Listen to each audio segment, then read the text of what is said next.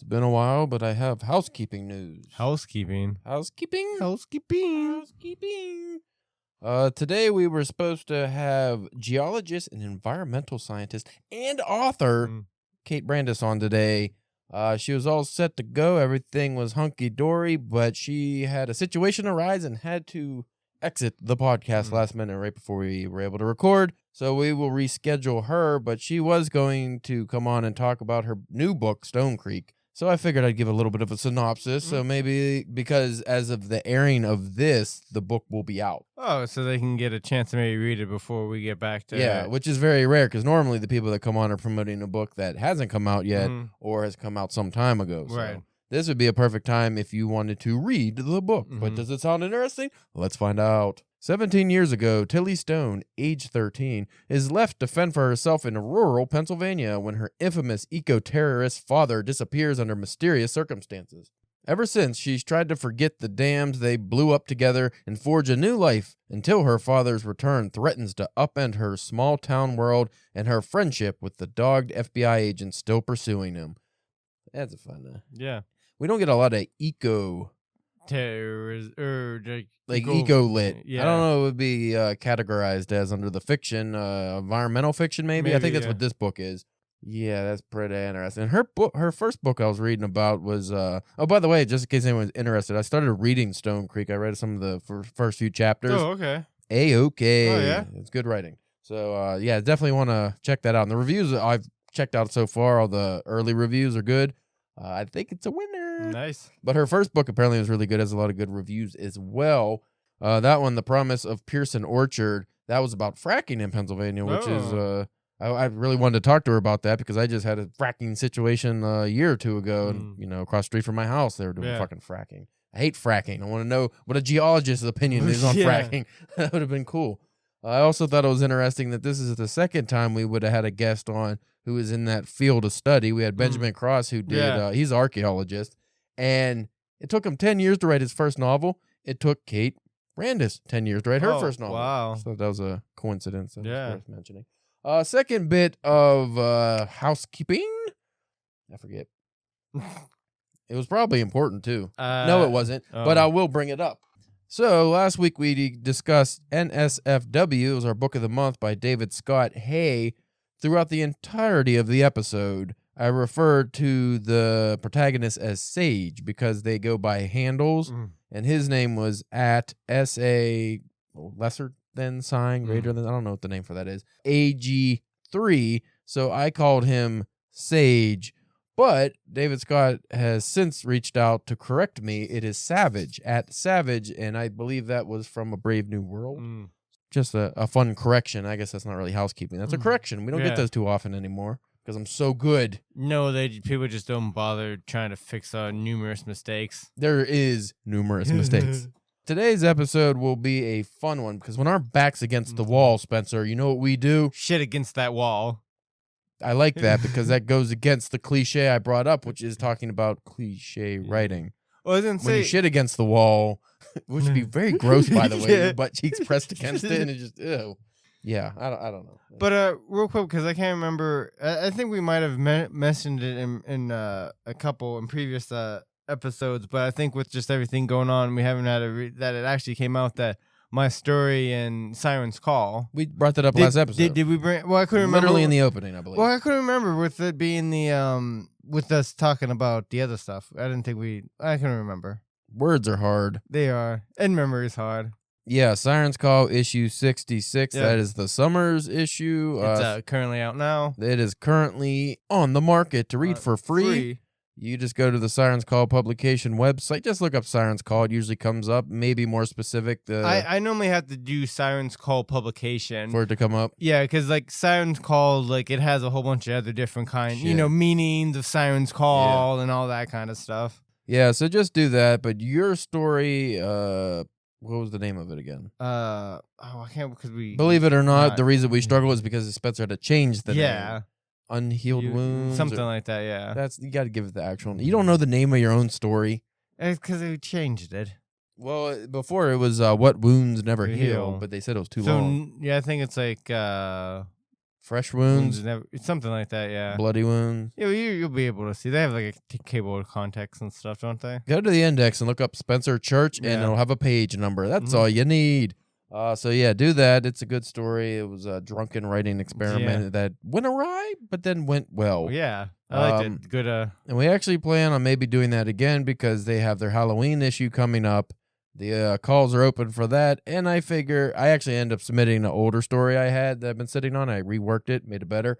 So I submitted that, but we still need a story for you because we need to get something together. Yeah, right. And Siren's Call seems to be a pretty good publication, so we could do that.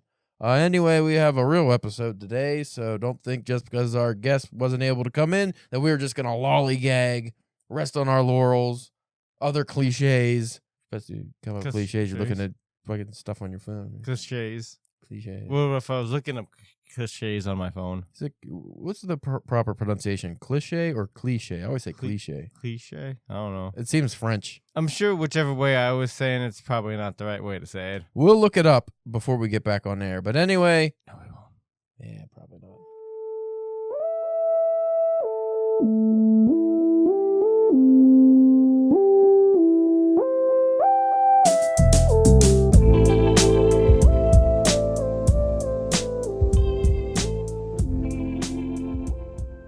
You are listening to the Drunken Pen Writing Podcast. That's the episode. That's it? We're done. All right. Bye, folks. Bye-bye. See you next week. No, we got to have an episode because Spencer wanted to do a podcast years ago, and I said, fine, why not? And then here we are. I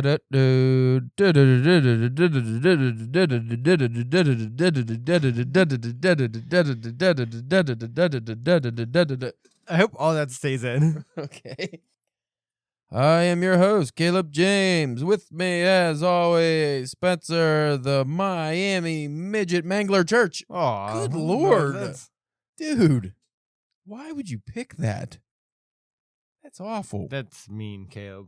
That's very terrible. Very rude. That's actually what his name was when he used to play midget football. That's all. It's nothing malicious against little people. Yeah. He's drinking lolly from the toilet. Spencer is. You're just jealous that you can't. You know what we're talking about today, Spencer? No, I don't. You should. Why is that? I brought it up in the cold open. Oh. I literally said it 3 or 4 times, I think. Basically, what this episode is going to be how not to be a shit writer. Oh, well, that's good information to have. But the more specific title is Avoiding Cliches and Concise Language. Are you avoiding concise language? Probably not. So maybe that title's not concise. Yeah. Avoiding cliches and concise language. This is brought to you by the University Writing Center. I don't know if that's a university for reals. I don't know. Could be. Might be. I don't know. The University of Drunken Pen. Probably just as legitimate. Now you're a robot. I think when we aren't around, the cats just come in here and touch my knobs real hard. They have their own podcast. Yeah, they have I don't even know. I'm too tired to come up with a cool name for a cat podcast. The Meowcast? Meowcast? Yeah. That's fine. Good. So why are we talking about this? I don't know. So let's just jump into this, Spencer. All right. For one, never use a metaphor, simile, or other figure of speech. At all? Which you are used to seeing in print. I just wanted to give you that little... It's like, don't use it at all. Goes with the title. Just fucking avoid it all. Avoid everything. No, if it's something you like I said earlier, the back against the wall. It's cliche. It's been used. But then that's when you get the wonky ones where it's like you said shitting against the wall. Because you're trying to be original. Never use a long word where a short one will do. That's just common. Yeah. That goes with the conciseness. If it is possible to cut a word out, always cut it out. That's Hemingway advice. Never use the passive where you can use the active. That's the Hemingway advice as well. I think this is just Hemingway. Cribbed Hemingway, yeah. Never use a foreign phrase, a scientific word, or a jargon word if you could think of an everyday English equivalent. Is there a cat crying? That's what it sounds like. Fuck. Yogurt, are you all right, buddy? Did you shut the door up there? I don't think I did. No, it's open. He's just letting his feelings out? Yeah. Poor guy. He's a sensitive guy. He is. Break any of these rules sooner than say anything outright barbarous. Page 117. Page 117 of what? Did this guy just copy something for this list and put page 17? I don't like they forgot to take out the page number they cribbed it from. Well, how do you feel about that of never using like science terms or anything like that if you can not use it, if you don't have to use it? I mean, I think it makes sense if you don't need to use it. Why would you use it, you know? Like, why are you going to be like, and she gazed up at the cumulus clouds? Like, that might not fit unless it's a scientific-oriented story. Right. Sci-fi, maybe. But, yeah, that wouldn't make much sense. Like, people want to start talking about the Richter scale just because the ground's moving a little or something. Right. It could be stupid. So the first tip on this list is avoid cliches. A cliché is an expression or idea which has become overused to the point of losing its original meaning or effectiveness in expression. That actually goes with last week's episode of Lyrical Prose, where one of the examples he used was the constant twinkling of stars. Remember, it was like all these different passages from famous works, and they all had the same twinkling fucking stars and diamond stars. And it's like, I guess that would be cliché. Repetitive or overuse of cliches show a lack of original thought and can make a writer appear unimaginative and lazy. But I feel like a lot of cliches also just bleed over into normal language. So when you use them, especially if it's in dialogue or something, it's just language. Yeah. Something the reader can understand. You know, he hit like a Mack truck. Yeah, that's very cliche, but that gives you the, you know, he hits hard. Yeah, like if you like, you know. I mean, yeah, you could come up with something easier or better for that, but just saying, like, that's something people know. And what people say. Yeah, they like to use a cliche properly, I think would be one that's effective because it conveys your message very concisely. This one I don't know if I like. Maintain political correctness. Political correctness is an attempt to create an environment in which everyone feels respected and included, regardless of their race, gender, sexual orientation, religion, or other characteristics, especially if they are a Spencer. Oh. I don't know why they listed you, but that seemed harsh. Very hard. Maybe because you're like mangling the small people.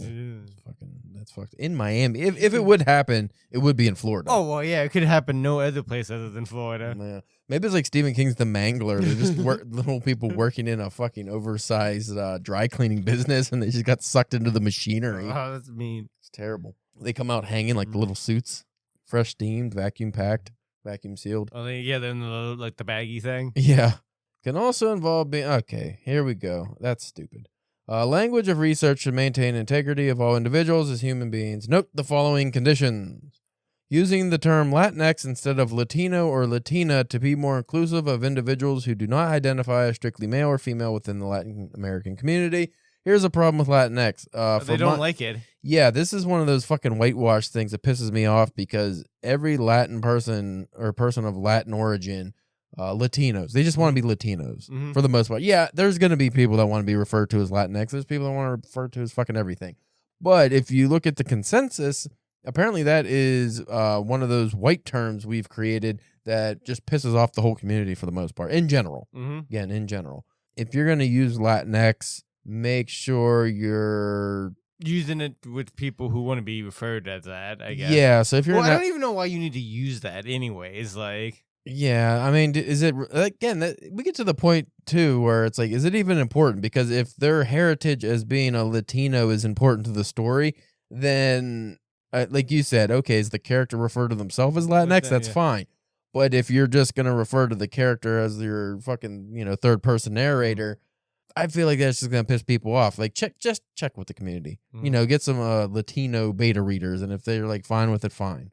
Referring to someone with a disability as a person with a disability instead of a disabled person to emphasize their personhood rather than their disability. That's just making words more complicated. Can I use another cliche? It's fucking cutting hairs now. Yeah, that's just... now we're getting into the George Carlin bit, and we've covered this before about the just taming, the softening of language, Yeah, so a person with a disability... For one, who's going to say a person with a disability... instead of a disabled person? It's just too many words. Another one of these ones, and I don't know if it'd be on there because I don't know how old this article is, but another one I don't like is when you'll see on like Reels or just even the news when either somebody like it's always unalived themselves or unalive somebody. So it's like we can't use kill or death or suicide. But that, which is very weakening of language, but that is more about algorithms than it is about censorship. Because that all came about not because people wanted to use those phrases, but because if you're a YouTube creator, for instance, or TikTok creator, you can't use the word kill, suicide, murder, any of that shit, which is very lame. Yeah. It has to be unalive, and they had to work around to create this fucking phony baloney shit language. Well, I'm just saying, it is, because that goes into like the softening, like you said, of the changing. But the problem is over time, that might just become the language. Unfortunately, it seems that way. That's how it works. But going back to just the, you're supposed to say a person with a disability instead of disabled person. So this goes against the initial concept of concise language that is brought up in this article. Am I right? Because now you're making a 2-word sentence or a phrase longer. I've heard Jim Cornette, of fame wrestling manager, say multiple times, you kind of went around your elbow to get to your wrist there. Yeah, it's fucking stupid. All right, here's another one. Using holiday season instead of Christmas season to be more inclusive of people who celebrate other holidays during the same period. I've never had a problem with the holiday shit. Because I've worked in retail, for a good chunk of my life, so I didn't just get used to it. That's one I understand because not everybody fucking celebrates Christmas. It's kind of, that's not marginalizing anybody by saying happy holidays. So the people that feel marginalized because you say happy holidays are fucking probably assholes. Yeah, they just get looking something to get mad over. They get mad if the Starbucks cups aren't festive enough. Yeah. Avoiding the use of gendered pronouns, he, she, when referring to individuals whose gender identity is unknown or non-binary. The non-binary one I get, so if somebody doesn't want to be considered or called he or she, it's whatever, I don't care. Whatever you want to be called, as long as it's not too ridiculous, I'm fine with it. And by too ridiculous, I mean like if you're like, I want to be known as Bottle Cap Jizz Monster. Yeah. Like, no, you're not. I'm not calling you Bottle Cap Jizz Monster. That's just trying to make me say something funny for your amusement. That's what you're doing. But if you want to be they, them, whatever, I don't care. We've had people on the podcast that were they, them. It's not really a fucking issue. But what I do find a little annoying is when you refer to somebody's gender when it's an unknown, to be polite, you can refer to them just as unknown. Like you see somebody across the room and be like, hey, they, blah, blah, that's fine. But at the same time, if it's somebody that, they just clearly look like a man, I don't think, you can not say he, he, him, or whatever if you're not talking to them. Like, hey, the waiter, hey, you see that guy over there? You're like, don't do that. Well, I don't think that really matters. Well, and also, too, because, I will do, I'll say guys, referring to chicks, too, or something, you know what I mean? Well, guys isn't always, There's a group of people who want to get rid of that language altogether. So it's not mankind, it's humankind. You don't say, hey, guys, you just say, hey, folks. Yeah. And where that gets problematic is the romance languages that are gendered, like Spanish, for example. They want to get, and they're actively doing that now where some people are doing workarounds so there is no gender language. Because Spanish, things like water have gender. Yeah. Objects have gender. Everything has gender for some reason. So it changes how you use the words. So I don't know. That stuff's out of my pay grade. And this is all into how you write your stories? Well, I don't know. I think we got lost on this. I don't know why I started going into this stuff, but we'll continue. Using First Nations or indigenous peoples instead of Native Americans to be more specific and respectful of the various cultures and identities, blah, blah, blah. That one, again, is one I have no, another cliche, I have no dog in the fight. I'll do whatever. Yeah. If you want to be indigenous, that's fine. Again, we've had indigenous people on the podcast, and that's what they wanted to be referred to as, but they didn't get offended by Native American either. Of course, that was a Canadian, so yeah, that's different. Avoiding using ableist language such as crazy or insane. That's where I get the problem. Because there was a big deal about spaz was one, which I never really used the word spaz, but people got offended when someone, I forget what it was, but a couple instances recently where someone used the word spaz to refer to somebody being weird or something. Well, remember there was when we were in school, there was always that spaz being a spaz, kid. Yeah. But apparently that's a slur against disabled people. I didn't know that. But yeah, so if somebody has a mental health condition, don't say they're crazy or insane. But if I'm seeing a guy walking down the fucking street eating a hunk of his own shit, I'm not thinking, oh, that poor guy's a mental disability. Yeah. No, that guy's fucking insane. Yeah, he needs help. Yeah, that guy's a nutter. That's what's in it.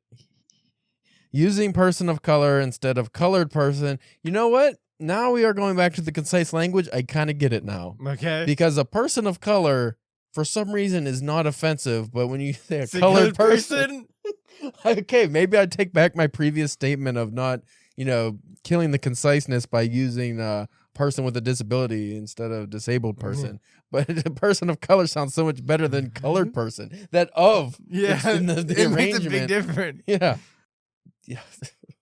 That's another one. It's weird because, again, I mean, growing up where we did, most of our friend group were black people, and they were just black people, or hey, he's a black guy. That's what they preferred. They didn't like African American, at least any of the ones I've had dealings with in all my friend groups. When you refer to people as he's African American, I think that's better in general. But again, maybe just when people, how they personally prefer to be. Yeah.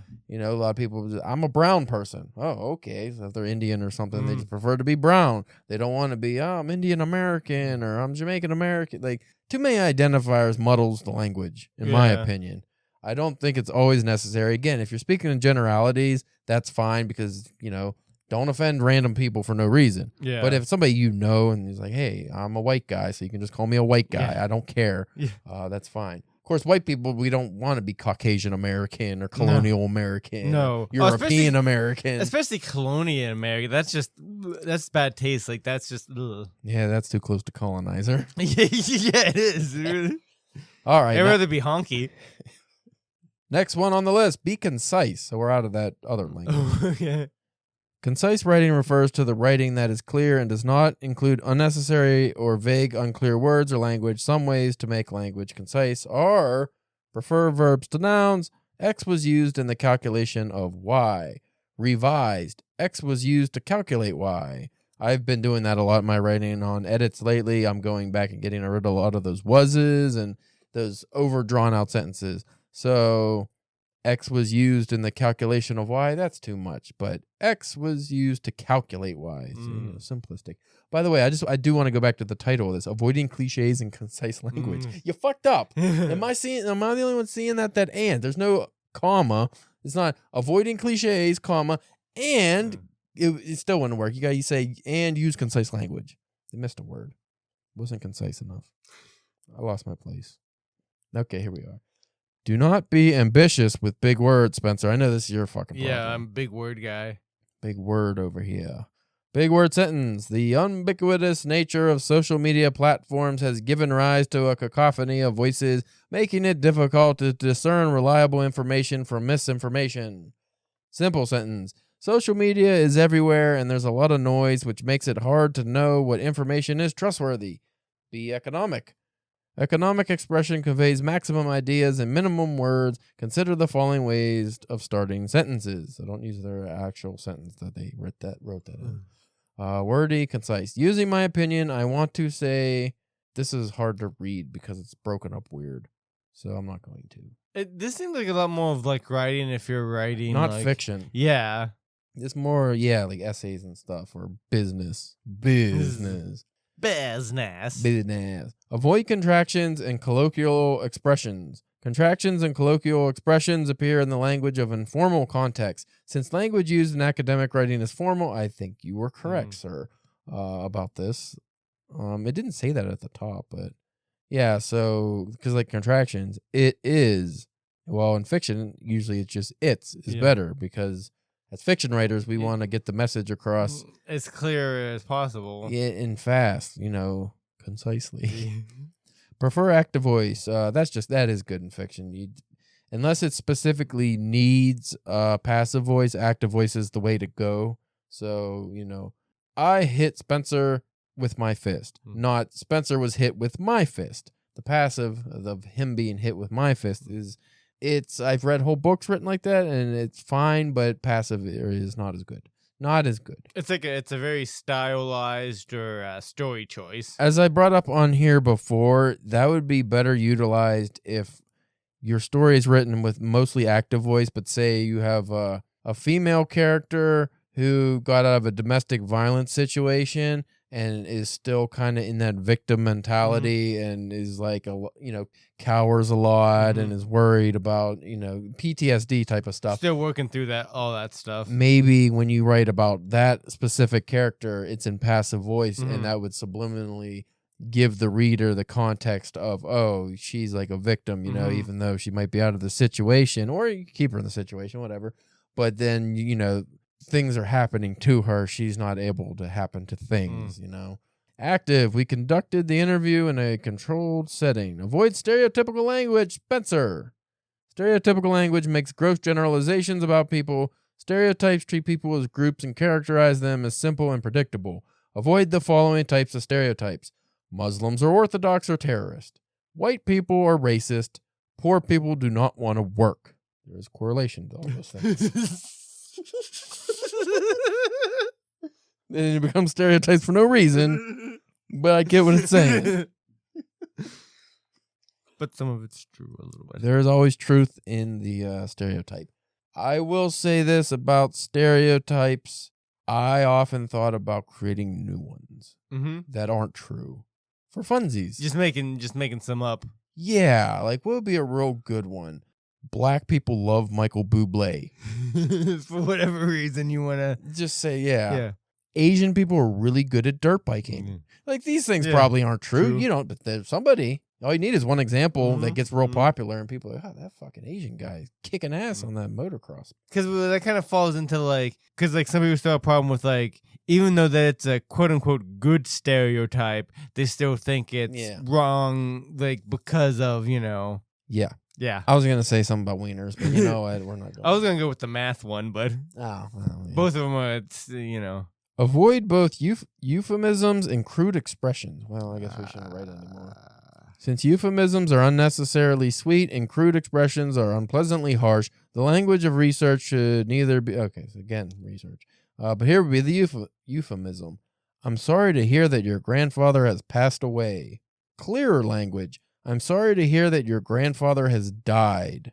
Sound harsher to me. Yeah, but... So the passed away would be the euphemism that you don't use because it softens the fact. Oh, okay. So I'm sorry, but I feel like I'd rather somebody didn't be like, "Hey, I'm sorry your mother died." Yeah, and be like, "Oh, that made me like think about it again." Versus passed away kind of glosses over you. You know? Okay, here's more clear language. She was laid off from the company and is currently unemployed. I know where this is going. Crude expression. Wow. Whoa, wait a minute. The euphemism was she's no longer with the company. The clear language was she was laid off from the company and is currently unemployed. I can't read this one. The crude expression, Spencer. Oh, wow. How would you read it? Why am I reading it? Not on there. Do not read that on air.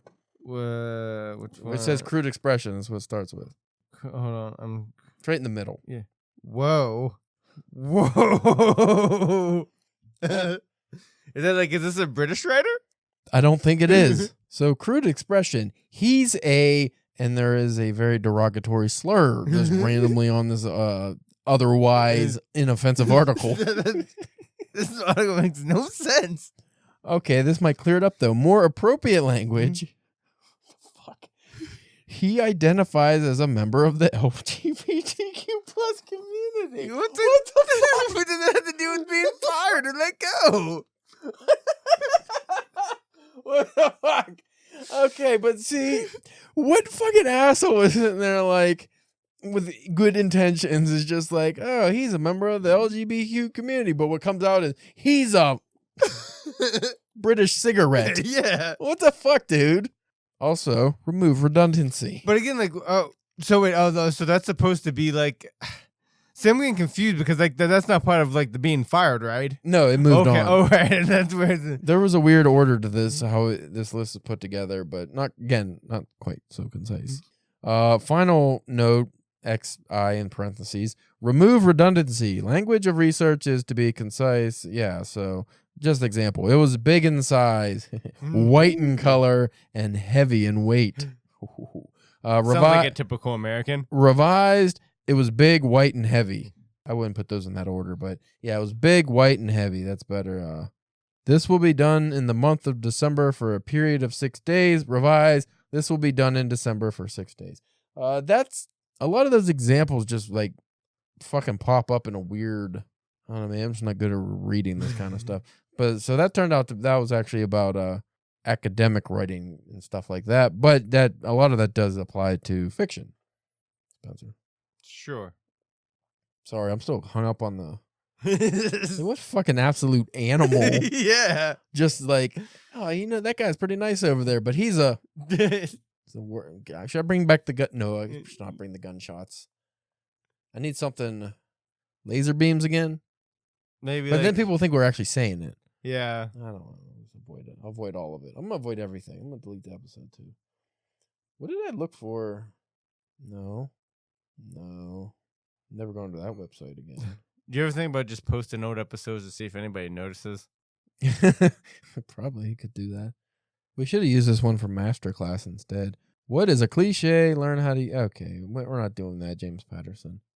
I just want examples. 3 examples when it's okay to use a cliche to sync with the readership. So that's what we were talking about earlier. So, cliches of idiomatic phrases and slang words can work for specific audiences, If you're writing for a baby boomer audience, the cliche back in the day, I think that's Gen X more than boomer, but that would make sense. By contrast, millennial readers would be familiar with the cliche, the struggle is real. To simplify, cliches can be used to explain beginning level concepts. For example, a how-to guide for expectant mothers might use the phrase, remember, you're eating for 2. For characterization, writers might have a character use cliches to demonstrate that they are not an original thinker. That was one I didn't bring up, but I wanted to in that article was... when you're doing character psychology, there's little ways you can get around saying they're dumb without saying they're dumb. Yeah. And one of them is to use their language as a means, not just the way they talk, but their phrasing. Mm-hmm. So it's like, hey, this person only repeats things they've heard on TikTok and popular memes and shit like that because they're not much of a thinker. They don't have original thoughts in their head. They just regurgitate whatever they've, got from media. 3 tips on how to avoid cliches in writings. Think about the meaning of the cliche, decide whether or not you need to include the cliche, and rewrite the sentence with new words in place of the cliche. For example, if you're describing a musical with the cliche comes full circle, the description could be changed to say that the musical returned to the themes with which it started. Terrible. Again, concise writing too. That's the thing about cliches. A lot of them are used because they're concise. Yeah, and also I feel like, because how much do you feel of just like your day-to-day life is just cliche, just a huge fucking cliche, or just the same thing that always happens day after day? So I feel like in a way it all depends on how you use them. If you can use them right, I feel like that can also depend on the story that you're telling. Like that, like you said, like I was saying, like your life is a cliche, so like you might ever be able to use that to to draw the readers in. Well, you know what I'm gonna do for you? What's that? I'm gonna end this whole episode with 20 common cliches you Spencer Church need to avoid. Okay. Sorry. I was just thinking a little light in the loafers because of the fucking LGBTQ thing. I still can't get over that fucking harshness of that because it was just so unexpected. Yeah. That's how you catch a reader. You throw in one of them. That's when you should use that fucking crude language. You're writing a story, and it's a beautifully flowing piece with all this blah, blah, blah, blah, blah. And, it's a fucking Bronte sister type of deal. And then all of a sudden, you just throw in a slur. That'll fucking catch them off guard. Whoa, I was falling asleep, but now I'm back in it. Anyway, what was I doing? Oh, 20 cliches to avoid. Number 1. Before we go, are there any cliches you could think of, just phrases that you would might think made this list? I'm sure there's something on there, but as normally whenever you ask me something, head empties out. Yeah. Just a pail with a big hole in it so all the water's gone. There's a hole in that bucket. A hole in that bucket. Number 1, the wrong side of the bed. 2, think outside the box. I hate that one. Yeah. I never use that. I fucking hate it. Hate that goddamn box. 3, loose cannon. That's good for pirate stories, though, and stuff like that. I never understood, though. What is a loose cannon? Does it just means like a fucking flies? Yeah. Like I get what it means in the cliche form, but what does that mean in like the actual phrase, loose cannon? I thought more like were cannons just blasting randomly? Well, I'm thinking more maybe like Civil War times. Well, yeah, but I mean, like a loose cannon. Does that mean like it just randomly shoot? Because a loose cannon is like, say that guy's a loose cannon. That means he could just fucking, at any second just go off. Yeah. So it's like a loose cannon. Maybe it's got a short fuse. Oh, is that one? Short fuse? Oh, probably. Number 4, a perfect storm. Number 5, can of worms. You like can of worms, don't you? Yummies. I heard you say can of worms a couple times. Yep. You say that a lot when you're talking about work. People use. I didn't want to open that can of worms, so don't use that anymore. Come up with something else. A can of shit. I was literally just gonna say that. A can of lumps. Put a can of grizzled lumps. You know what? I'm gonna go back through this and we're gonna change 1 or 2 words in these and make it better. Number 6, what goes around comes around. Number 7, dead as a doornail. I like that one. I like dead as a coffin nail. I don't know if I've heard that one too much. I don't know why, but it just sounds more dead. It sounds better, but it also you have to be careful because it's almost too long. Yeah, but I never understood why a doornail was dead. Yeah. Like, at least a coffin nail, there's a dead body in it. Number 8, plenty of fish in the sea. I hate that one. Number 9, ignorance is bliss. Number 10, like a kid in a candy store. 11, you can't judge a book by its cover. Number 12, take the tiger by the tail. I really heard that one. Number 13, every rose has its thorn. Yeah, that's fucking terrible. Number 14, good things come to those who wait. No, they don't. 15, in the nick of time. I don't know if it's on here, but nice guys finish last. Because with the good things come, blah, blah, blah. 16, if only walls could talk. 17, the apple doesn't fall far from the tree. 18, the pot calling the kettle black. I hear that a lot, and I always think, is that somehow racist? I bet it has racist origins. Probably. Because what the pot calling the kettle black, is the pot black as well, I guess. Yeah. But why? Why we still use that when nobody's using iron for the most part? Number 9, we're not cooking in a hearth anymore. 19, the grass is always greener on the other side. And 20, beating a dead horse. So let's change some of these. The wrong side of the bed. He woke up on the wrong side of the hooker. Hooker? That's a good one. Use that. Number 2, think outside the box. Think outside the garbage can. Oscar the Grouch, because he's always in the garbage can. Number 3, loose cannon. Firm cannon. Doesn't mean the same thing at all. Firm cannon. Stray cannon? That's similar. How about we get rid of the cannon? We get rid of the loose, too. What's something that fires too quickly? I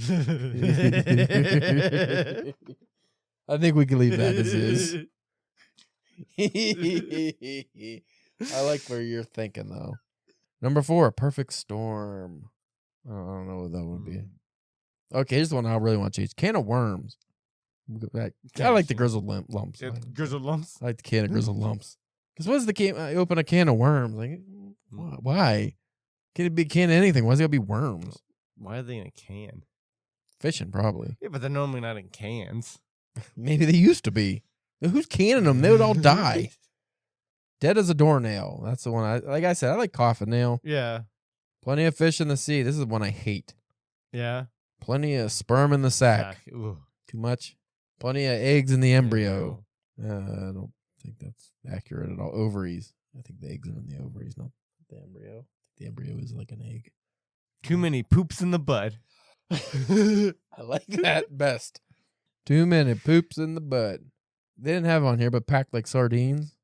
Yeah. I was thinking the fly on the wall. Whenever they did, like, if the walls had ears, no fly on the walls. That's a better one. Yeah. Like a kid in a candy store. Like a pedo in a daycare. Ooh. You know why these guys are racist? They don't have a fat kid in a candy shop. Yeah. You can't judge a book by its cover.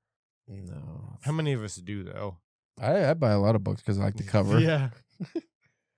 Every rose has its thorn. What's a better one? Every prostitute has their sores. Ooh. They all got sores? You know better than me. If only walls could talk. If only couches could smell. Ooh.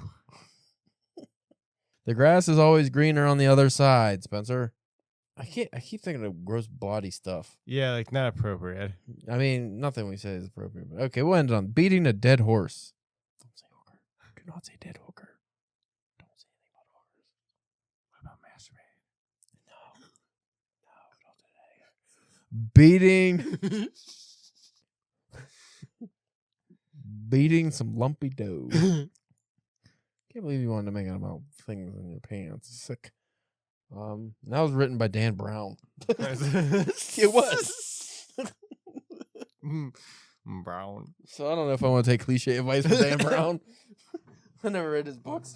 So anyway, that was impromptu episode. Yeah. From the Drunken Pen Writing Podcast, which you can follow on X, Instagram, and Facebook at DPW Podcast. Also on the YouTube, if you'd like.